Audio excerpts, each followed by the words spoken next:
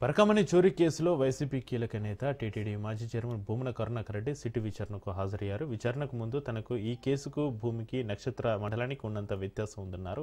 ఈ కేసులో ఇరికించాలని దుష్ట చతుష్టయం తీవ్రంగా ప్రయత్నిస్తున్నారన్నారు. తిరుపతిలో కురిసిన వాన చినుకులు ఎన్ని, 15 నెలల్లో శ్రీవారి తలనీలాలు ఎంతమంది సమర్పించారు అనే విధంగా ప్రశ్నలు వేస్తే తనకు తెలియదని, పరకామణి కేసు విషయంలో తనకు అంతే తెలుసన్నారు.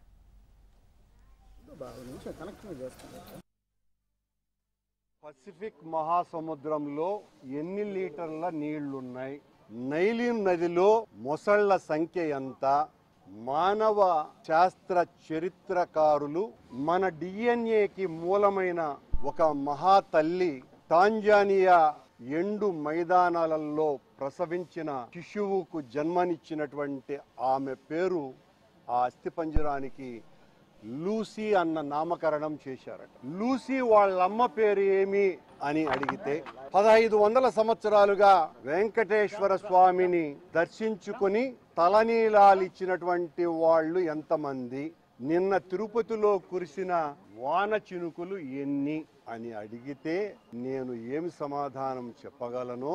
ఈ పరకామణి కేసులో నాకు అంతే సంబంధం ఉంది.